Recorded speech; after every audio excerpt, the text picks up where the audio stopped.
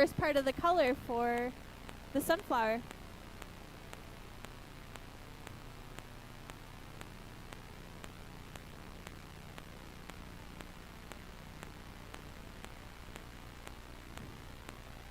How hot is the glass? Who wants to take a guess first before I tell you? Hot enough, yeah. That's the correct answer. Round 2000 is very close. Anyone want to dial it in even further? 4,000, not quite that hot. Good guess. You guys give up? 2,150 degrees, or we like to say 2150 because we're very casual about it. And so that was an important move right there. Did you guys see what just happened? So there's this wooden box. You can sit on it, you can stand on it, and in front of that box is a little steel mold. So Cristy put what we call a pineapple mold texture. It's a very challenging mold to work with, but if you practice a lot, you can get good at it. And that texture gives a really nice center for the sunflower. So she's communicating when to blow, when not to blow. She's adding what we call a neckline so that there's a place to separate the glass from the blowpipe. So having a good rapport with your partner is really important. If they don't listen to you when you say stop, you may have to start over a lot of times.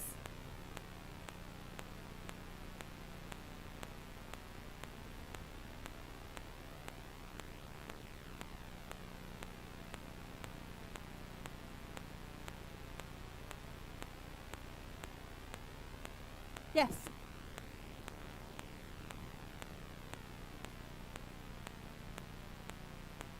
How come they're not wearing gloves? Because the part that they're touching doesn't have that much heat transfer. If you look at the blowpipe, do you see how the front part of it is a little darker than the rest? That coloration tells you what part of it is usually the hot part. So when you're reheating it, it's really fine to handle it. And a lot of artists don't wear gloves because it ruins your dexterity, and it's not going to be that helpful. For certain moves, you may see glass artists wearing leather gloves, or when we put glass from the piece getting broken off of the pipe into the annealers, we'll wear big puffy Kevlar gloves, but for the most part, you want to have as much feel and dexterity as you can.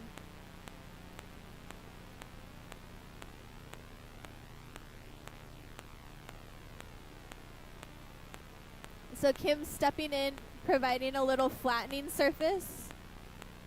That tool that Kim has is called the Taglio. This one looks like a meat cleaver shape. They come in all shapes and sizes.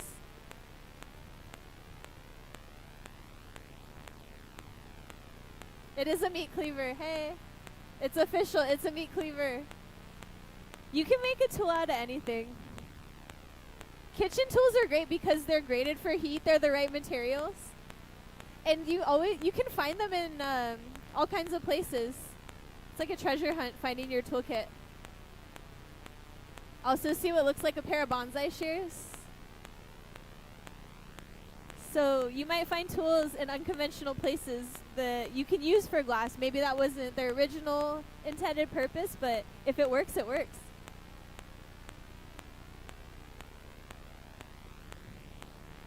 Well, it never really goes bad per se. It's recyclable. If it goes cold, within a minute or so from being reheated. But if you continue to reheat it, it's more or less indefinite. Some people work a piece for several hours in a row. If you reheat it and you're gentle and don't let it get too cold too fast, you can get away with working on it for hours. But what does happen is if the glass cools too quickly, or if you take cold glass and heat it up too quickly, thermal shock will cause it to break apart. So to avoid that heat management, it becomes intuitive at a certain point, but you figure out what you can get away with as you learn to work with the material. Sometimes it can pop, especially that part. Do you see that segment between the actual piece and where it connects to the blowpipe? We call that the moil. You really want to keep an eye on the color of the moil, so often glass artists will leave that clear so that you can really monitor how comfortable the glass is. If it gets too cold, it will become very dark. And when it's time to warm it up, you can introduce more heat. It will go from red to orange when it's very hot. But it can pop if it gets too cold.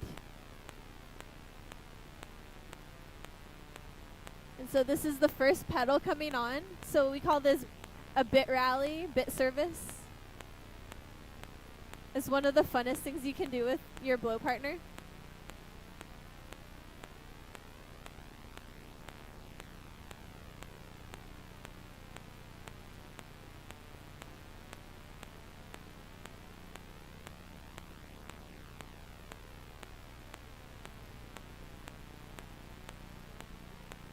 Yeah, Scott's getting his steps in today.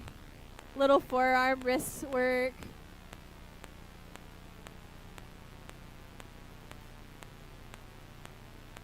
If you work often, your muscles become conditioned for the specific tasks that you do just naturally.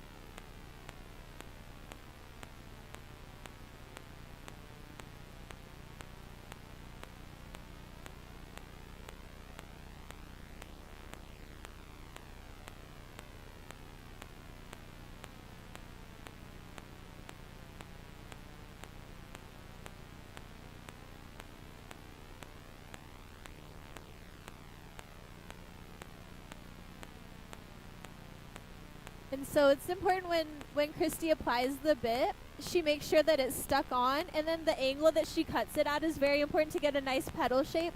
As soon as the glass touches down, it's starting to cool in the air. So where you cut it, how fast you are can contribute to it cooling off maybe faster than you'd like it to. So if you're very quick and deliberate with it, you can get away with a little bit longer working time. But less is more.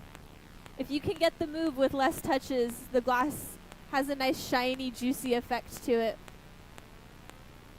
Figuring out how to handle them just enough.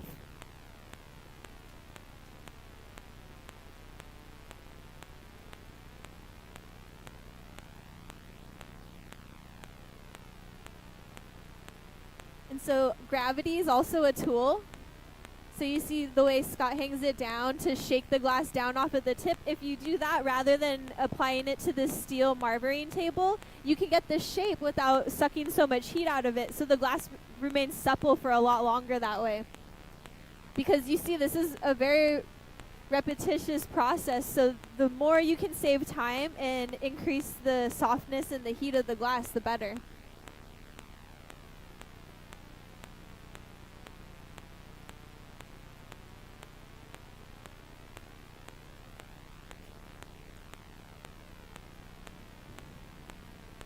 They make it look easy, but it takes a lot of years of practice to make it easy.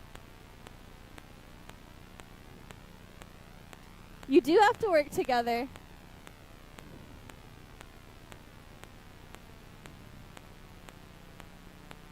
And so another way you can save time, instead of starting all fresh while the punchy rod is still hot, Scott just stripped off the excess glass using his diamond shear. So he's able to gather again and keep it moving rather than get a fresh punty, keep going. So people who work production and have their own product lines, little ways each time you practice making something, you learn where you can shave off time and make it more efficient. Because what do they say? What's the equivalent of time? It's money. We still live in capitalism, so you got to think of those things. For now.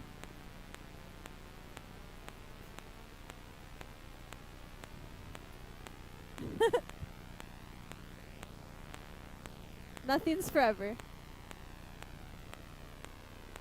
Except glass.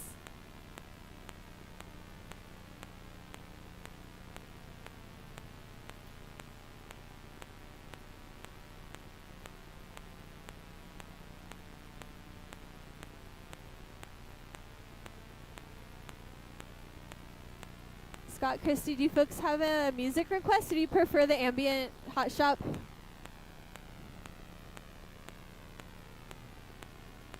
Something really good.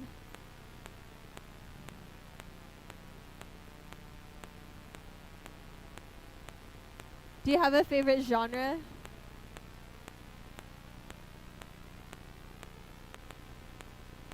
Yeah. Sometimes. Some folks like jazz. Some folks like something smooth. Something rhythmic.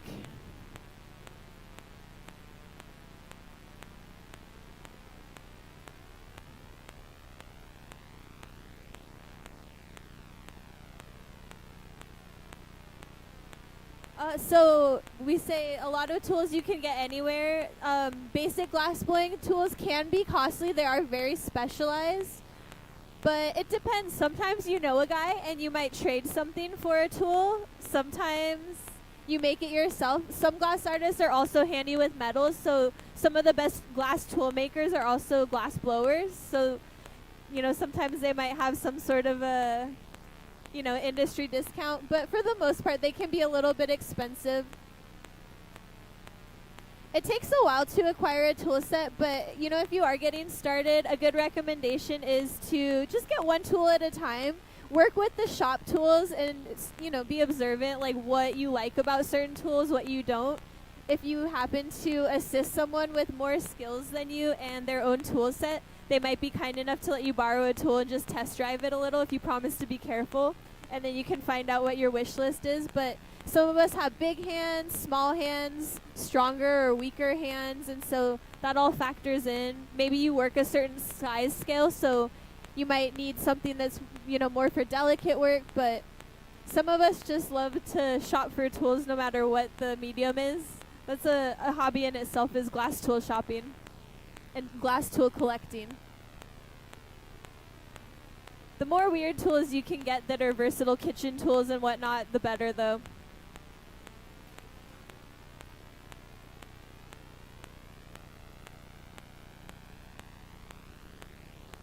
Look, all the pedals are on. That was really fast, you guys. Right before our eyes.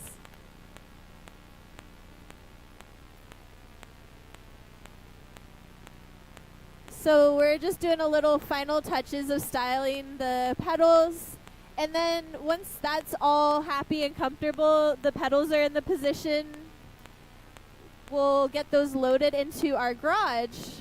And the garage is just what it sounds like. It's a parking spot for the glass to stay nice and cozy and hot. So that thermal shock we were talking about earlier, we don't want the glass to get cold before it's going to get stuck onto this vase that they're going to make. So we park it in the garage, and the garage sits around 1,000 degrees or so. There's a bit of a gradient of heat, so on the right side, there's no flame. On the left side, there's a flame, and in the middle, it's a little bit of the medium Goldilocks temperature. So when you're working in the garage, you park things sort of towards the middle and then start to scoot them over when it's time to bring them back out.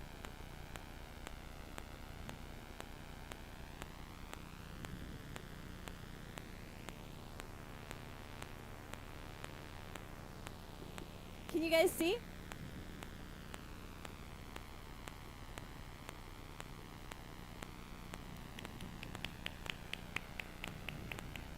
Looks good.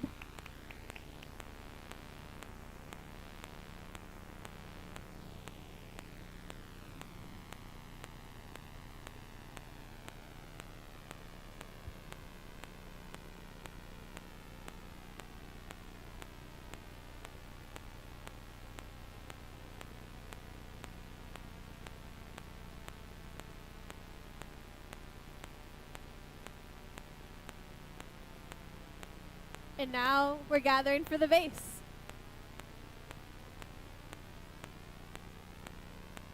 Great question. So the question is it cool enough in the garage so that the pieces won't warp? It should be.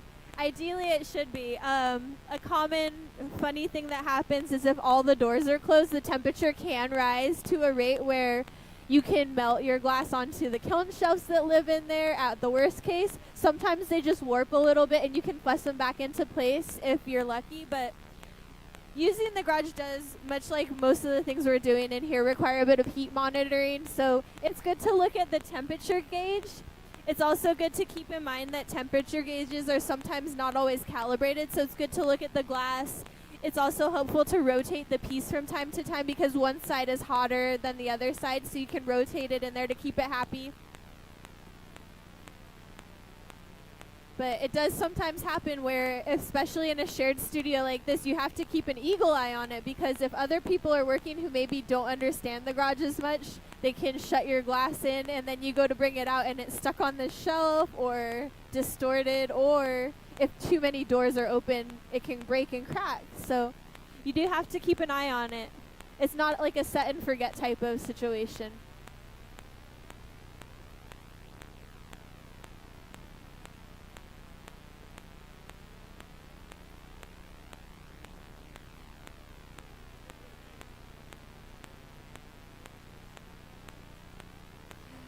So the red and the green, it's not that the furnace is turned off, but we have what we call a charging system. So we use what are called like a pot furnace. And so when the glass is being melted, we call it charging. We'll take a big metal chute and shove cold chunks of glass in there. And then we turn the furnace up a bit hotter to let the glass melt down and become workable.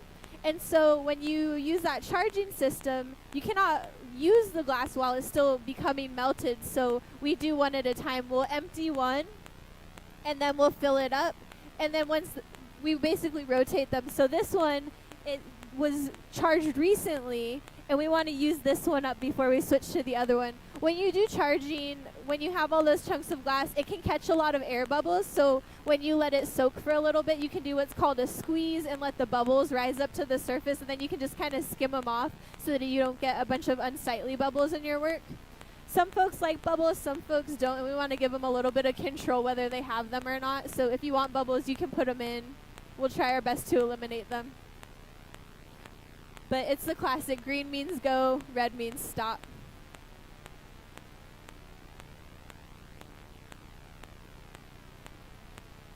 That's a day tank, right? Or is that the other one? Continuous melt, these are day tanks. Yeah, I thought that was the term. So officially we call them day tanks. There's another style of furnace called continuous melt, where instead of two separate furnaces, you have a front side and a back side. So you charge in the back, all the crunchy glass is there, and then when it's melted enough, it flows through a series of holes in a brick wall that's in there to stop the chunks from going through, and then it'll flow through. So the continuous melt kind, all you have to do is tell people when you're charging so that they don't open the front side and let an air draft come through. So there's many ways to get your glass melted.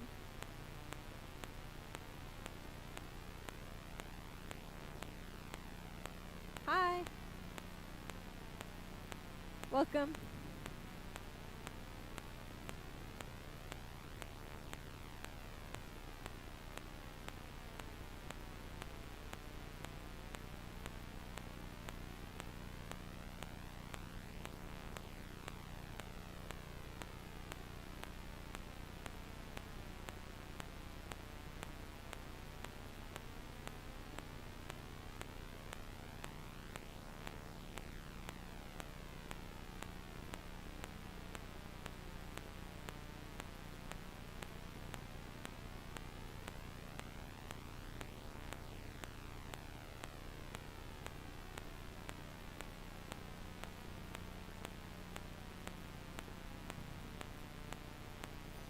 It's so satisfying to watch, isn't it?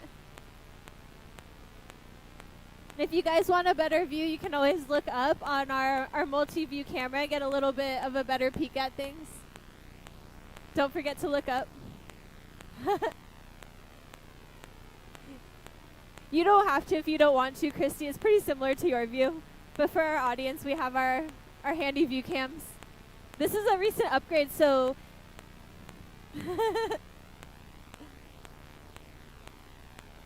Look.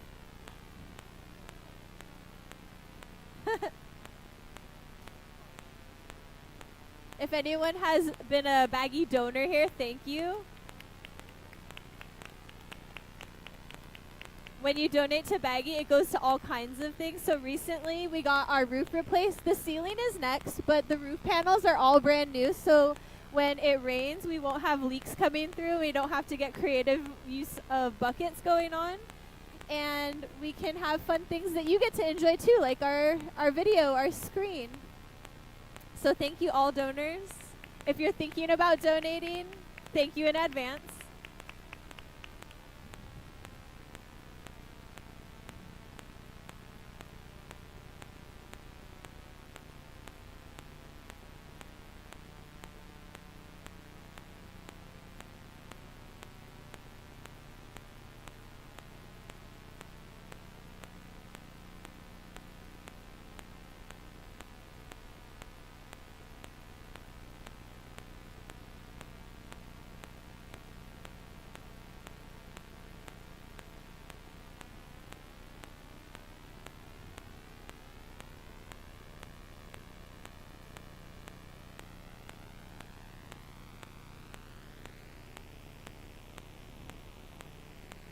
So tonight we have the triple threat of various torches you can use in the hot shop. This map gas is a classic.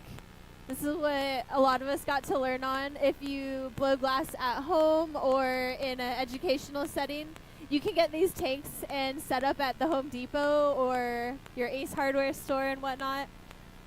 It's a really affordable way to add a little boost of heat in a really specific area. For things like bitworking like this, it's nice to fine-tune details or, you know, do a quick little tidy up if you need to.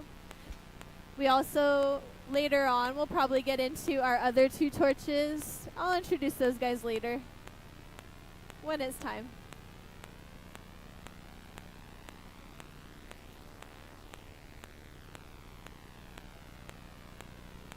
So Christy's giving us color tips. When you use this type of torch, we have what's called reduction that happens. Our other types of torches can cause this too. What that means is the oxygen is reduced out of the environment, and so the metals that we use to create the colors in the glass will rise to the surface. Sometimes it could also appear burnt, even though it's still just metals rising to the surface, but you can use it to your liking if you're really clever, but sometimes it's nice to have what we call a cleaner torch. So some of our fuel can be just propane, MAP gas, which is a combination gas, or oxygen and propane. And so when you don't reduce the oxygen, when you have the oxygen, it keeps the metals more incorporated in the glass. Anyone who understands metallurgy and thermodynamics might know more details of why that happens. But it is something to consider. And so the yellows, Cristy mentioned, don't burn when you use the MAP gas, so you can get away with it, and no one will know what torch you used. They'll just say, wow, those petals look beautiful, that color. Getting to know your color palette's really helpful.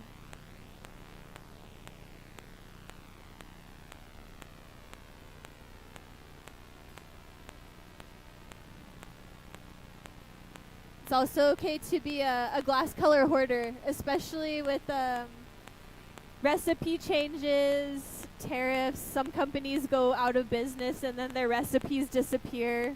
So if there's a color you really love and can't live without, you can let me encourage you to hoard it. That's okay.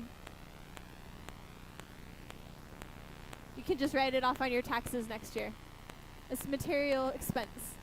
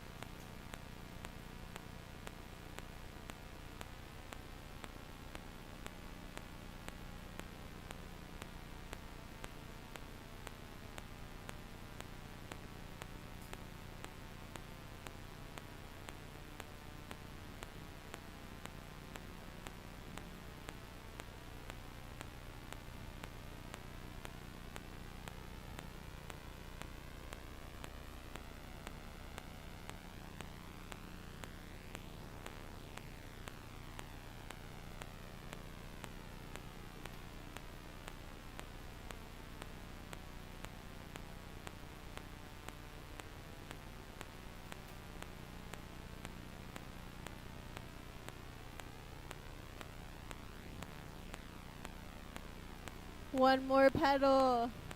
One more pedal. One more pedal.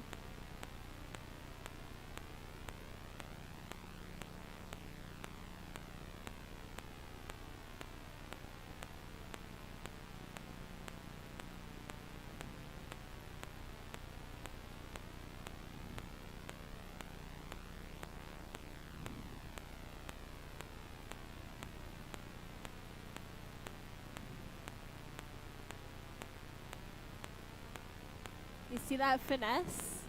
Getting that last one in there just right is tricky. It looks natural. That was the last pedal.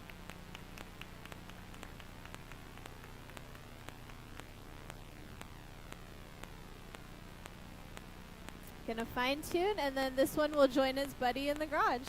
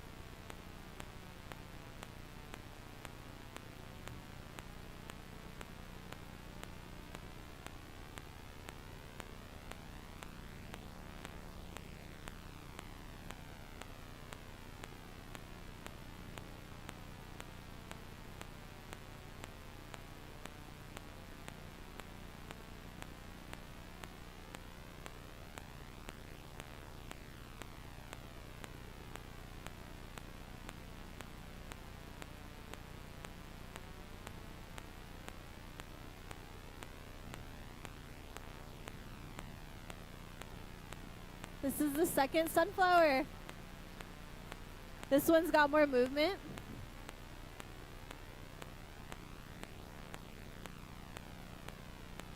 So the goal is to get both on the vase, but just in case, it can be a single flower sunflower vase and it will still be gorgeous. I think we can get two. I'll knock on wood for us. I think it's doable.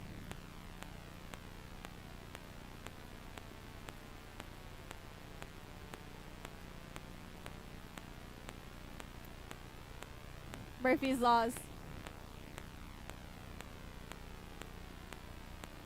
So sometimes it's a little tricky, but they're just getting everything parked happily in the garage. When you share garage space with more than one piece, it's important to be strategic.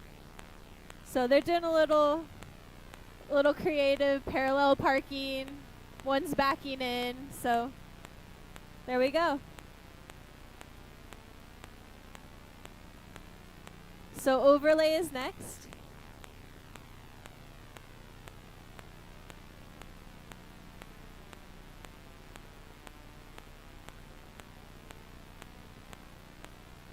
So the overlay is being prepared, which is bar version of color, and then it's going to be combined with frit. Cristy shared with me earlier it's going to be a bit of a landscape background for the sunflowers to live on. So it's a little bit of a new endeavor, and it's going to be really cool. It's going to be like the sunflower is got a field behind it as a background, but it's also a vase.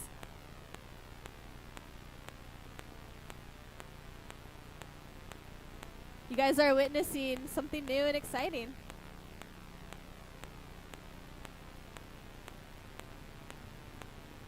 Opal white is the color.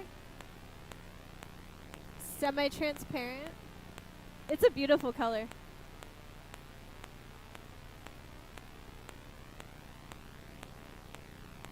And so that's solid color.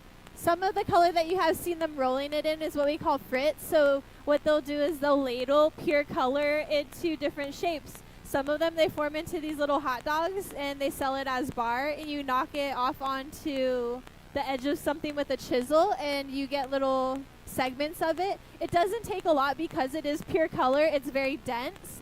And so you just apply a small amount of a longer hot dog to your piece so that you have an appropriate amount of color. Otherwise, there's a certain point where the density of color, you can add more color, but it doesn't add anything to the piece, and then you're just wasting perfectly good color without adding more density of color.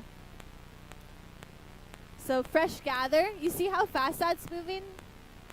Cristy has to turn pretty quickly so that it doesn't just fall right on the ground.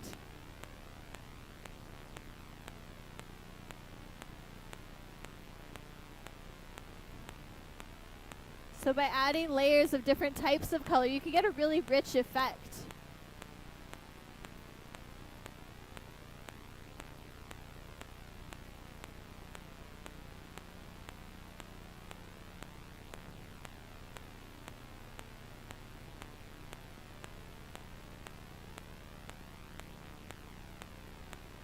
This is what we call popping a bubble. So to start the bubble, you can just blow, blow, blow, but if you build the skill of popping the bubble, you put air in really suddenly with lots of pressure, and if you trap it in with your thumb, that air stays in there and the heat draws it out to the tip. So then you can see better when the bubble has reached the size that you want it to be. You want it to be just right, not too thin, not too thick on the walls so that it can be gathered over again, or it can be just the right shape and thickness to receive a color drop. So here's our next torch. Does anyone know what this torch is? It only has one gas. Is your clue? Anyone want to guess what type of gas? Propane! You get the gold sticker. It is propane, just propane. Sometimes we call it the fluffy torch because of the shape of the flame is a bit fluffy. Right now it's in resting position, but when we use it, you'll hear it makes a really loud and interesting noise. It sounds a bit like really loud TV static, if you guys remember when TVs had static on them still.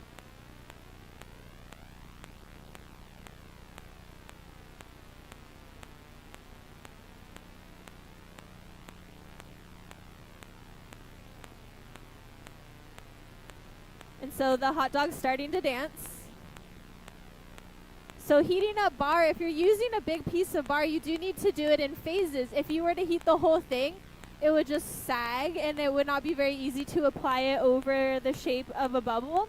So the prep that Scott is doing is important to get the right heat and the right shape. So there's a series of marvering moves that need to be done. It's almost like a bit of a diamond profile, and then it becomes almost like semi-ball, semi-diamond from the side profile so that it can be dropped on top.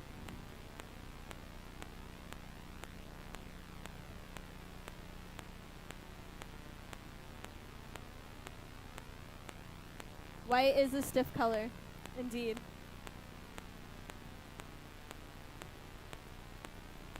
But because of that, it's able to back up your transparency and give a really beautiful depth. So it is like a canvas, yeah.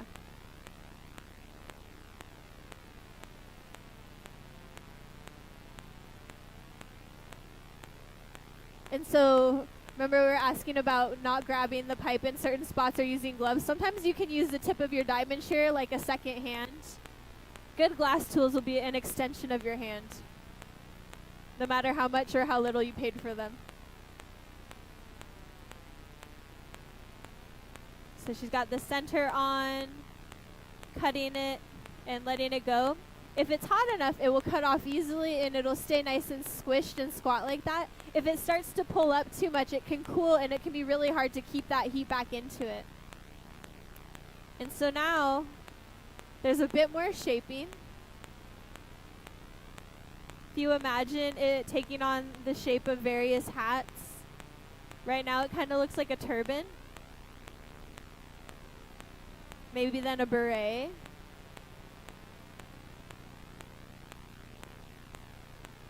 So now it's in beret mode. And then after this heat, it can go from beret to bowler to beanie. You just make different hats and then your color's on. It's that easy.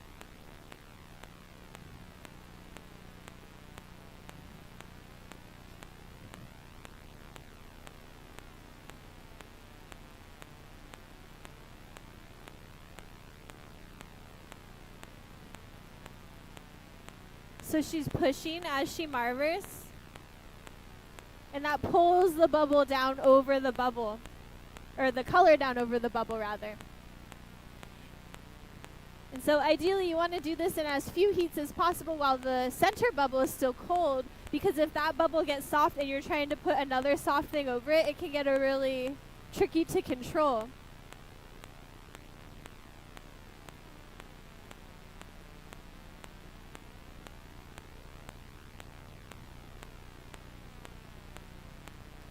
So the angle and the pressure are really important to get that color to mush over the center bubble.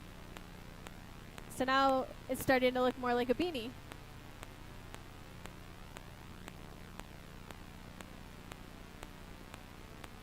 Scott's doing a little reset. It's great. If you reset your bench the same way every time, it's a lot easier to get that tool you want. A good assistant will do that kind of thing. A good partner. Being a good glassblower isn't just about doing it the best, but it's also about being a good teammate.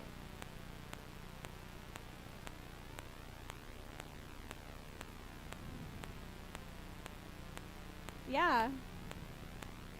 Put yourself in someone else's shoes. Empathy. It's a beautiful thing. Yeah, negative reinforcement.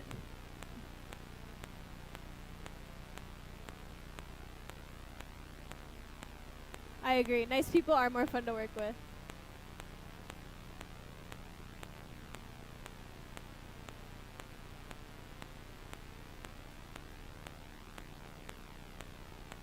But no matter what, it does take practice. Being nice and being good at glassblowing.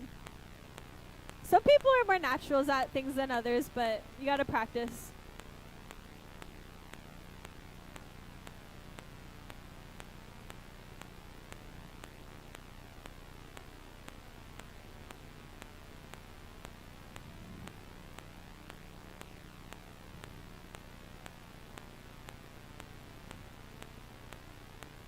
Yep, having a good attitude, letting things go. Are we talking about glassblowing or life? Is it the same thing?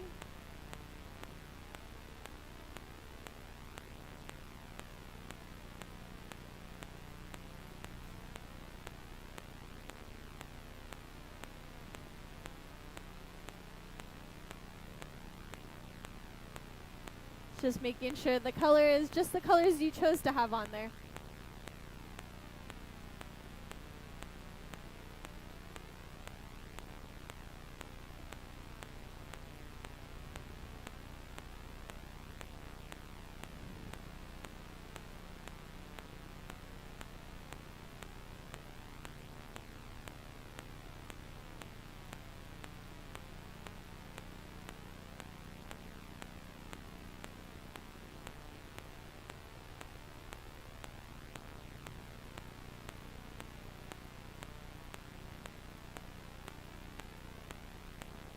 The color's on, just getting the shape prepared for the next phase.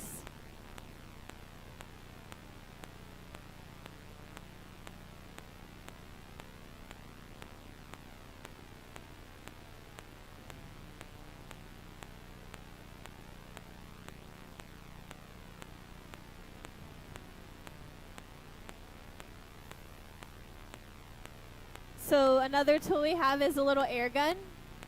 So we're just expediting the cooling off process. Before the next gather over this, you just want to make sure everything's ready to go. If it's too hot, what do you guys think happens if you gather over it too hot? It gets all floppy like a fish. It could fall on the floor. It could. Or it could just fall on itself, which is probably more likely. So chilling it with the little air gun, it just gets it nice and solidified.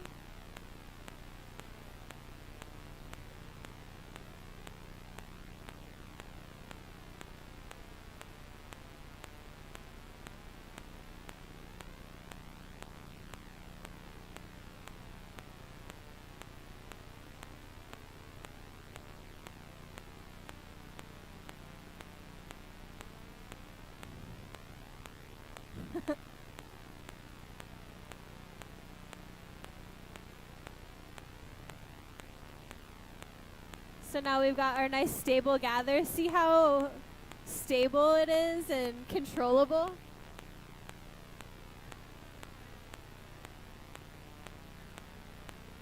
Second layer of color. This is going to be the frit.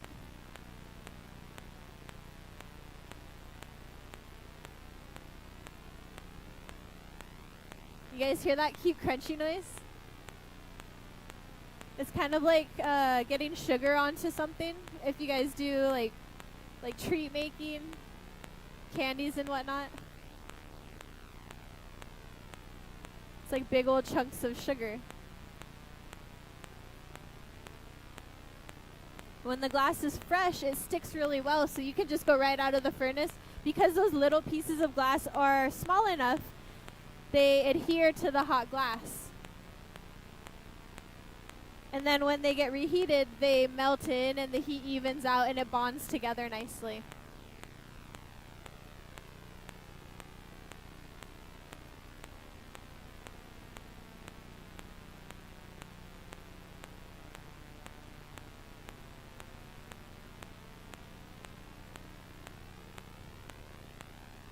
So they're layering.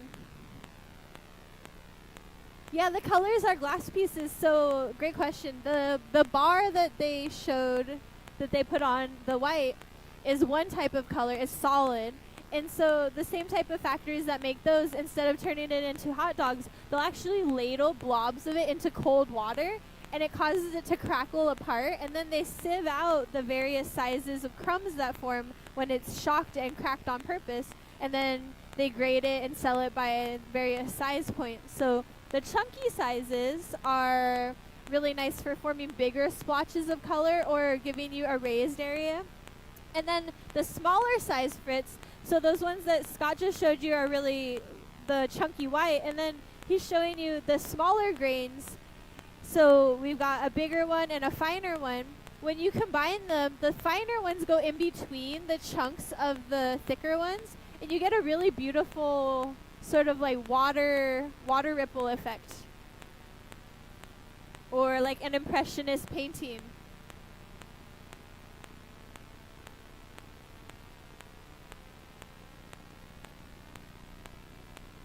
And some colors interact with each other. Has anybody who works in hot glass seen colors maybe interact in a way that you didn't expect? Thank you. Remember to stay hydrated, everybody.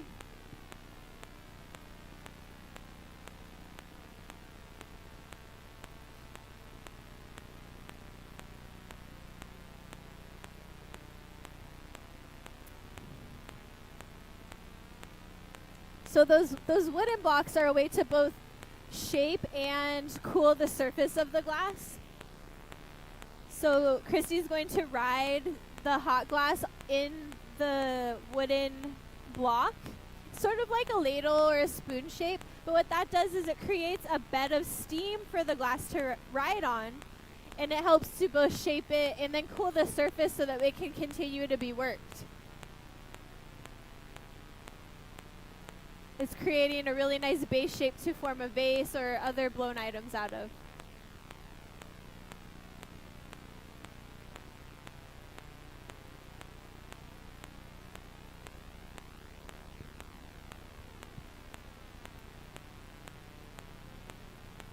There's also what we call the paper block.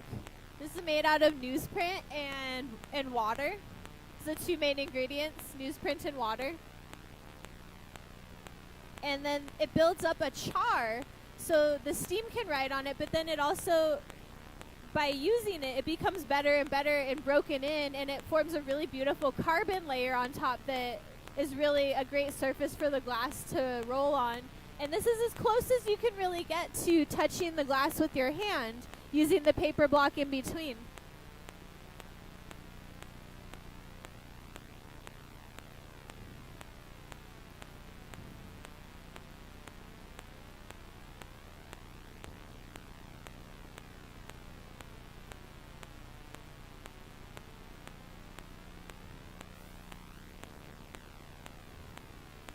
And so while waiting for the glass to be cool enough to gather again is a great time to do a reset. Make sure all the tools are where you need them to be. Excess tools are not where you don't need them. And so when that gather happens, they can keep going on with the evening and make it happen.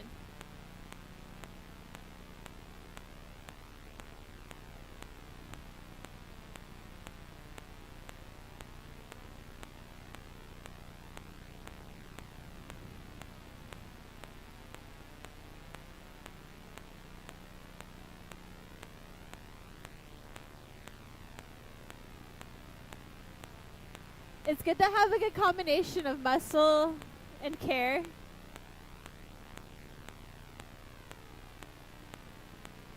All right. It's getting a little bit heavier, can you tell? Their little effort.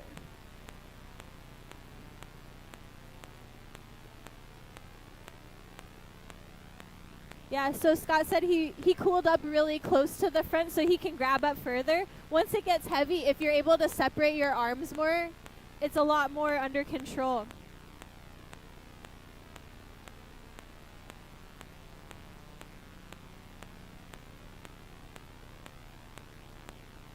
And as it gets bigger, it does let off more heat. So that wooden paddle isn't just a shaping tool, but it's a protecting tool for your partner. So as you're shaping it, it radiates so much heat that if you have that barrier, it's really a lot more comfortable so you can keep working. Also, the Kevlar sleeve is another really wonderful tool for heat protection.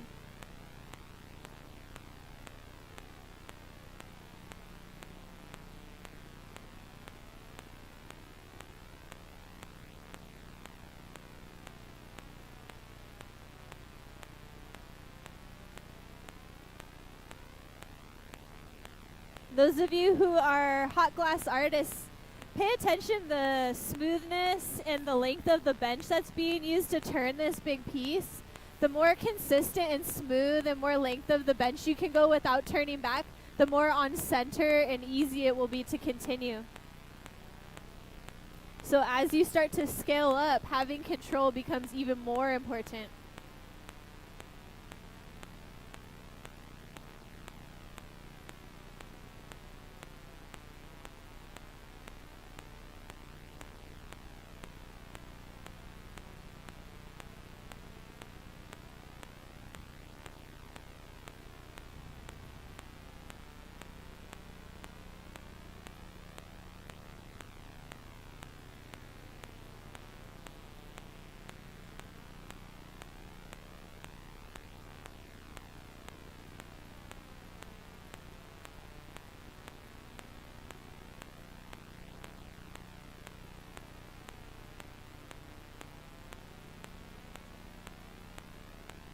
Do we have something to dry the bench off? Oh, we have the air. I have paper towel too. Paper towel.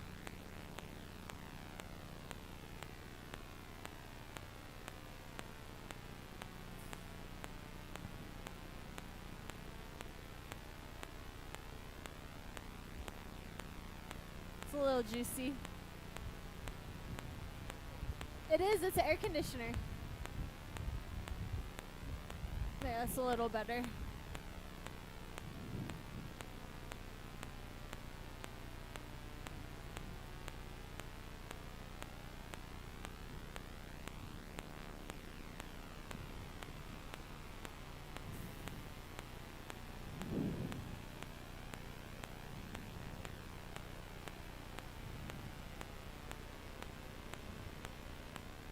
And that's what the propane sounds like when it's in power mode.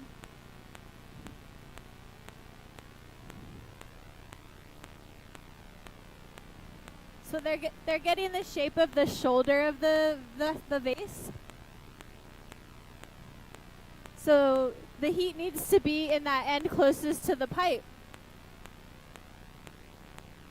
And you see the tip of the glass is a bit thicker because it's not time for that to blow out yet. If it blows out too early, it's a lot harder to control it later on in the process. And if you cool that part, it allows the tip part of it that's closest to the pipe to puff out instead.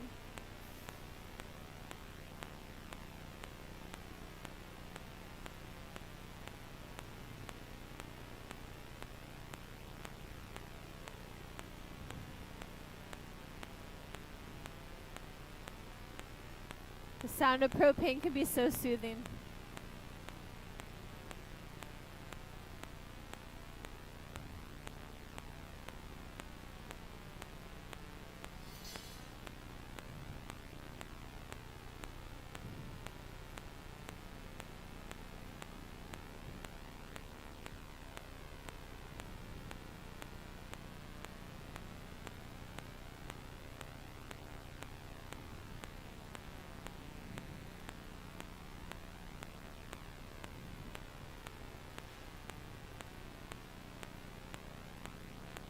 So getting the neckline in, Kim's providing the shield.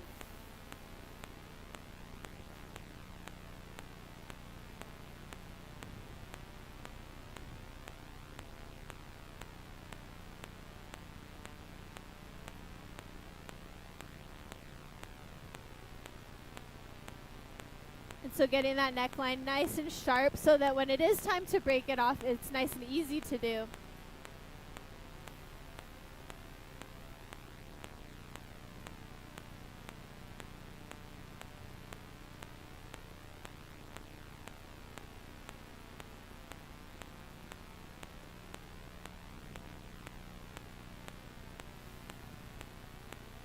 Who knows what happens if you don't remember the neckline or don't make it sharp enough.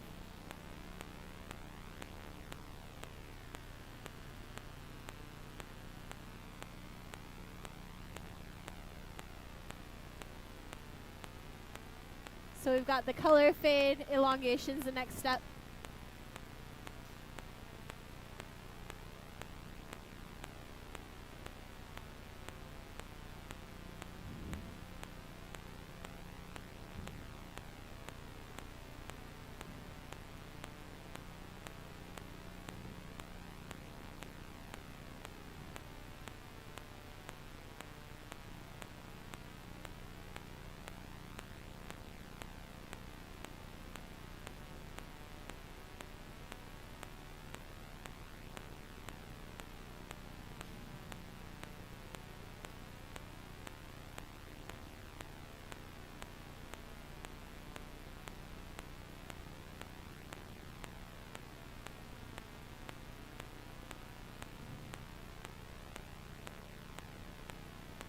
Gravity and centrifugal force.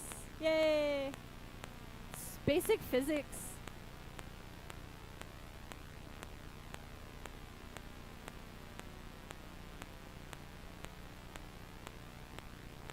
So if you use gravity and centrifugal force well, it tends to help the glass be a little bit shinier in its final result.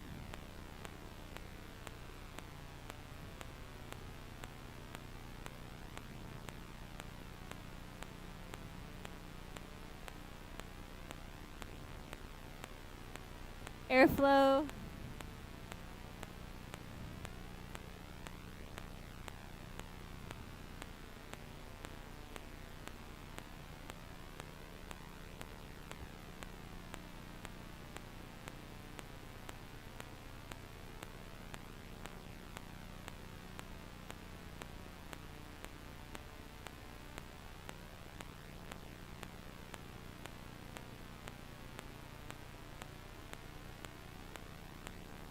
So swinging it out a little more.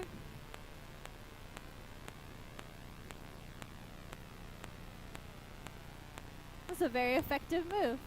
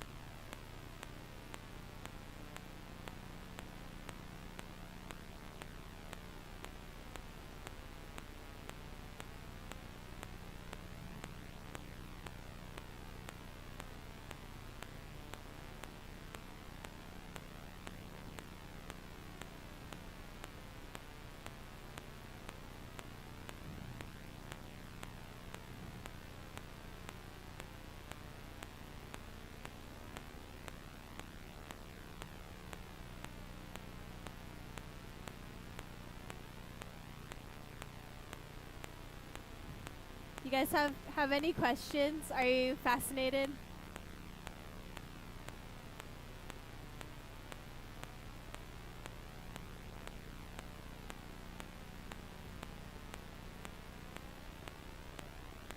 Taller.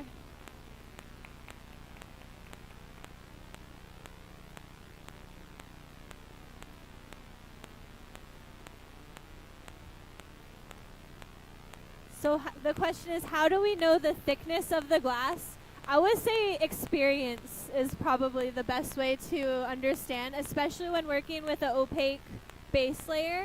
It can be a little tricky to know, but after a lot of practice, you understand, like, if you start with this much glass and it becomes this big, you have an idea of like how thick it becomes.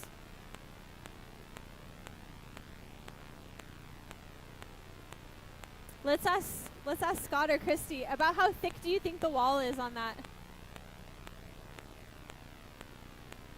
3/8 of an inch.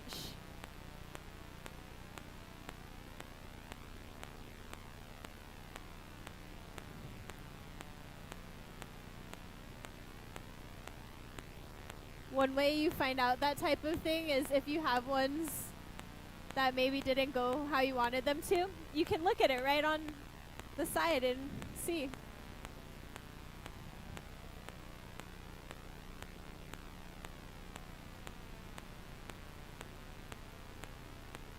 Or calipers.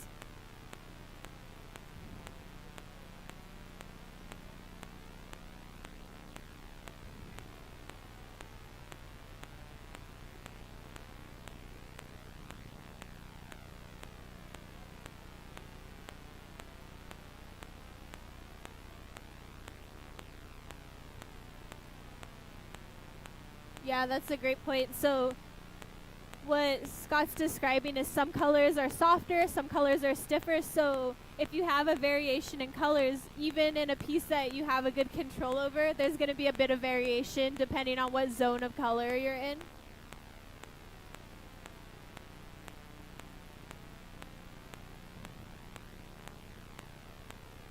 There's a lot of variables when you add color to the process.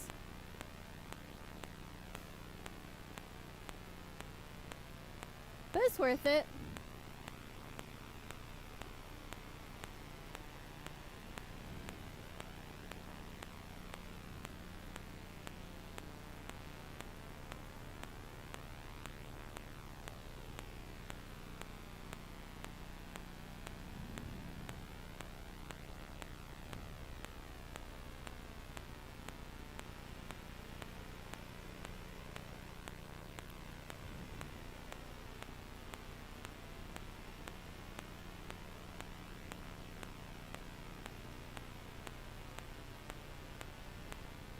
So remember earlier we were talking about, does the glass crack sometimes? We talked about the moil sometimes pops if it gets too cold. Great application for the propane torch is to keep your moil from getting too cold. When you start focusing on the back end of the far end of the piece, that moil can cool down. You see there's not much color left in there. So that's why Cristy's taking the propane torch and making sure that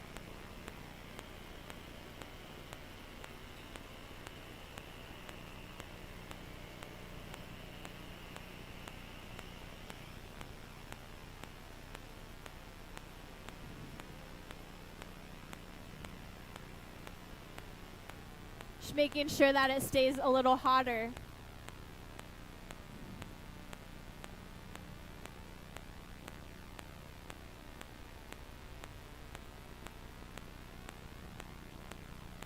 So Scott's making a punty. So the name of the rod is a punty, but we also call this transfer blob of glass that gets shaped over the punty rod a punty. And this is how we'll get the opening to form in the glass vase.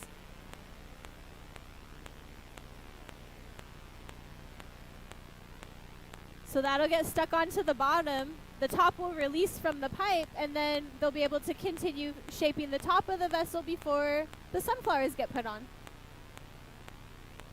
And that's how the hole gets in the top.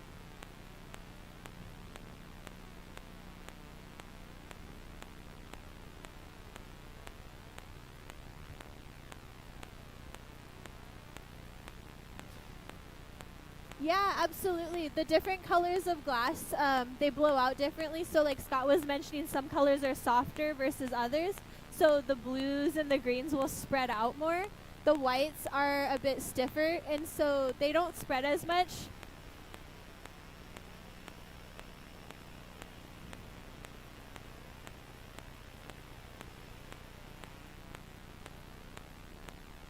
But the bigger chunks you start with, the bigger blobs you'll get. And so now Cristy's got water to shock that neckline that she made earlier. And then a tap. Yay. All right. You guys have a little more energy than that. Come on. Yes. Thank you. They're up here sweating for us.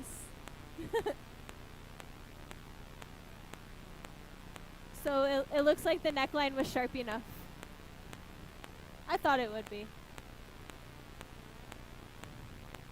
And so now, all that heat that was in the punty end of it, we don't need that so much anymore. So we're focusing the heat on the very top because that was the coldest part before. Now we want to get that nice and soft and hot so it can get shaped for the next phase.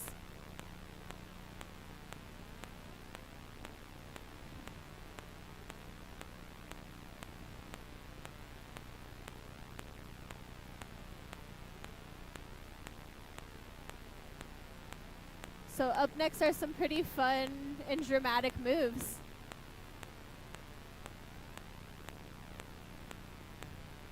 If anybody needs to stretch their legs, you can see the color layering on the very broken off point. So if anyone wants to come take a peek from this angle, you can actually see that rim of white and then the layers of color over it. So there's a bit of like, it looks a bit like small tree rings.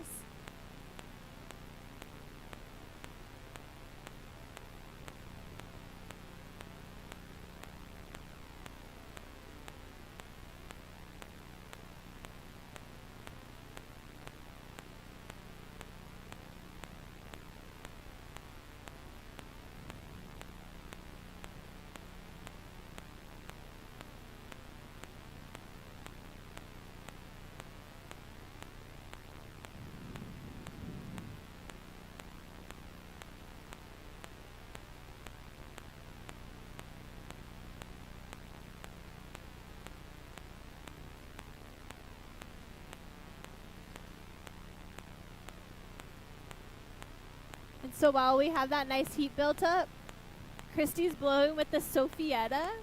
So there's a cone that fits right into the opening and it just puffs it out. Did you see that little change? So the side profile has that nice domed top to it now. So even when it's been released from the blowpipe, you can still, if you can make a seal with the Sophietta, you can still get a little more air and get a little more puffiness.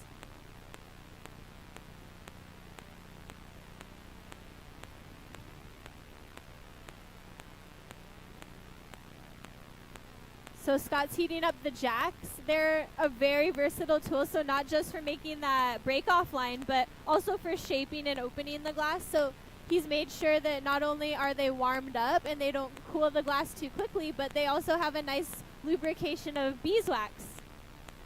So if you smell honey, it's because it's real beeswax.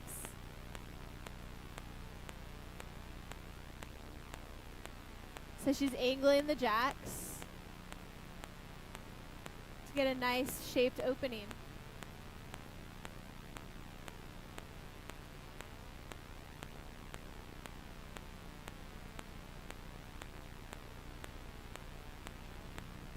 So if you guys didn't know, part of History Park, there's a really cute little garden just on the other side of our fence and an apiary with a bunch of little bee boxes.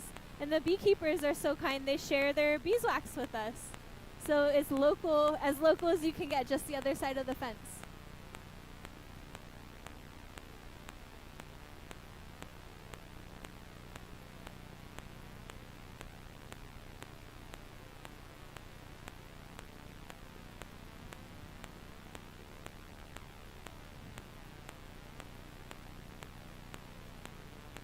So another advanced assisting move is the double shield.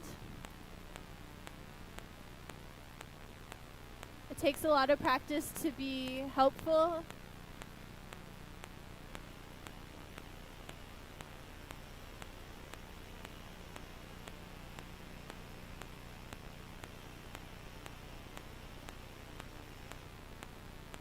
So if you're using that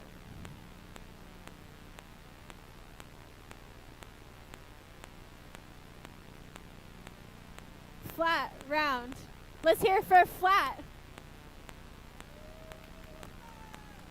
Who wants to see it round?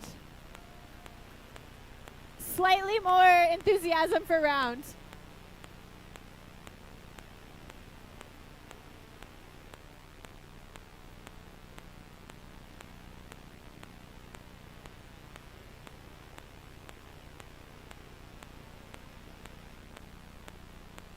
Chalk, yes there is.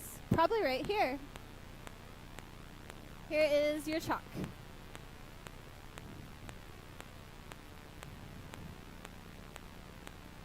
What do you guys think the chalk's for? Marking the pipe? Are they right?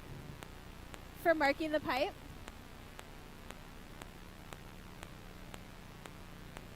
She's gonna mark the glass. So we're gonna meet one more torch, and Cristy's gonna mark right on there with chalk where she wants to torch it. When the glass has a lot of color on it, it's really tricky to see where you were torching after it's been rotating around after a heat.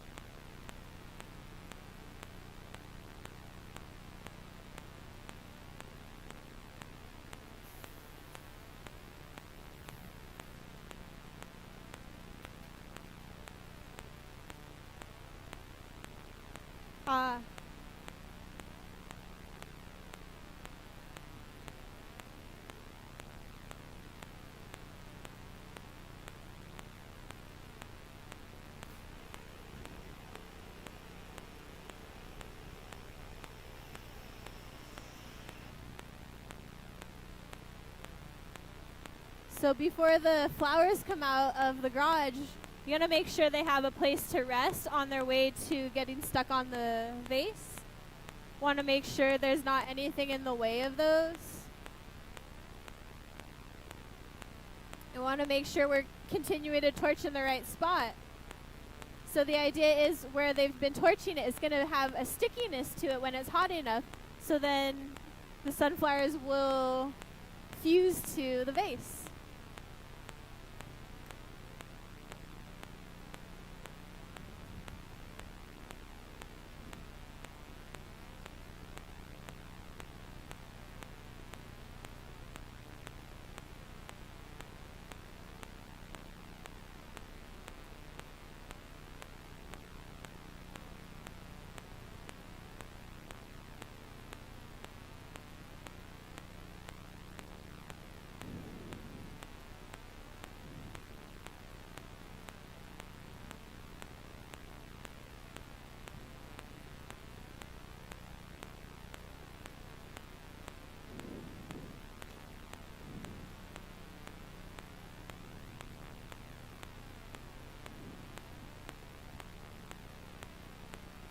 So she's massaging the heat into the glass so that it's got a nice landing spot.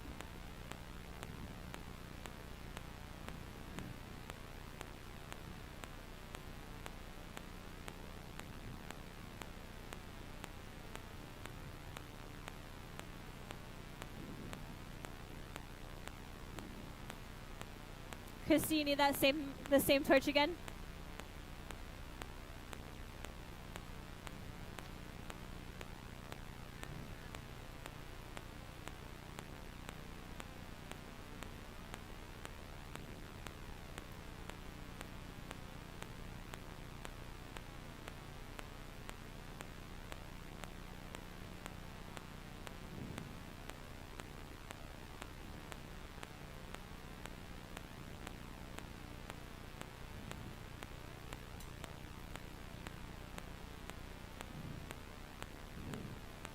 So it goes right onto the hot spot, sinks in nicely.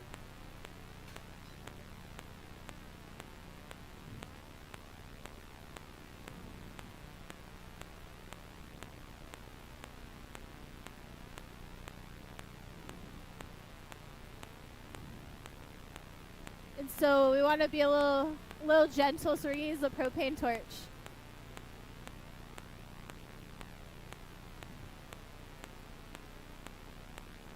Sunflower?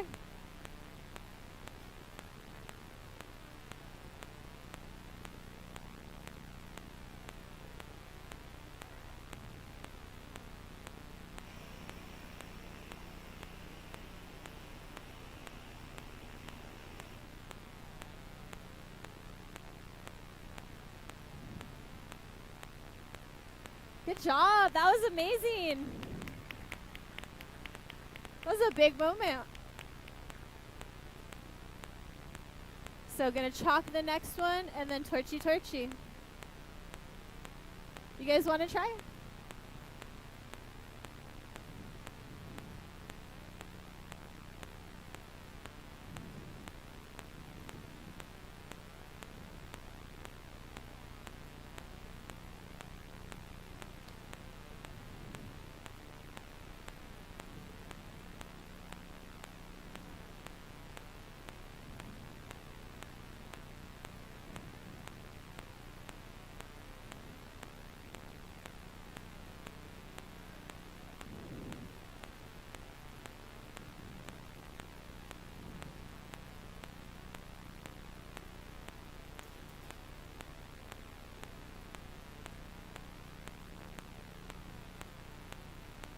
It's almost time for the next one. Just gotta get a little landing spot for him.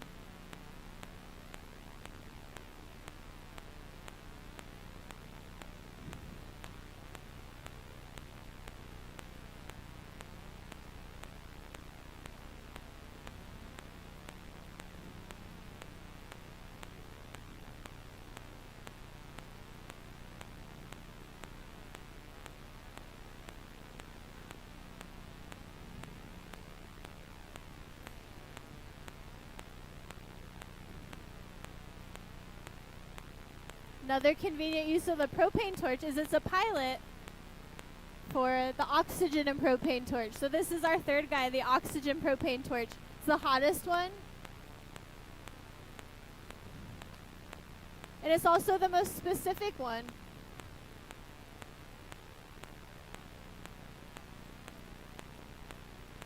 I think it's going to look fantastic.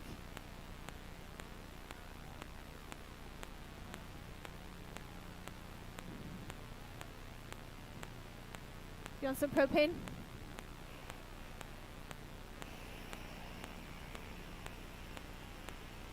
Ah.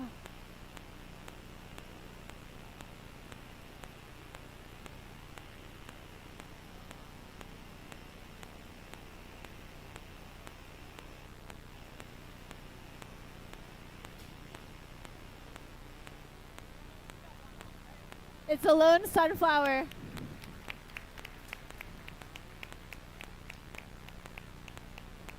So now you can see what happens when the garage isn't what you thought it was doing.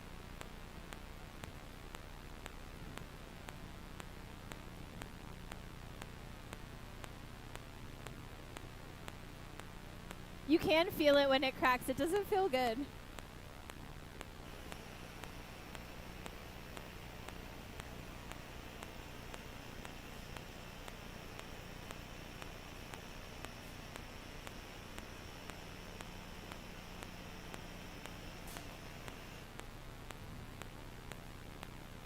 Last flash, everybody.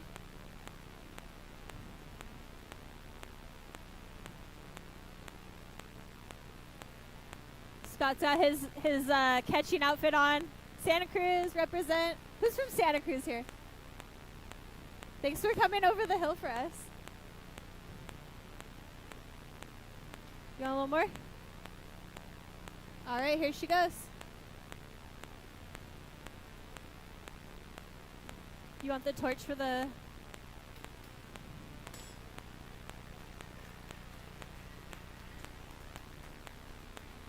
Awesome job.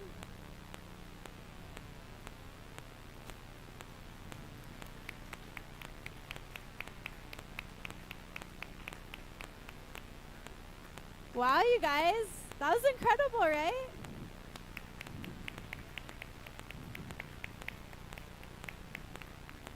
Amazing. Thank you, Cristy. Thank you, Scott. Viscosity Glass, everybody. So thank you all for being such a great audience and seeing it through. All of the pieces in our gallery should be available, yeah? Yes, so if anyone wants to have some viscosity glass in their home, tonight's your night. So if anyone's interested, you can let any of us know, Kim, James, Val, Sarah. We can all help you get that wrapped up, and you can say you met the artist. That's very special. Thank you, everybody.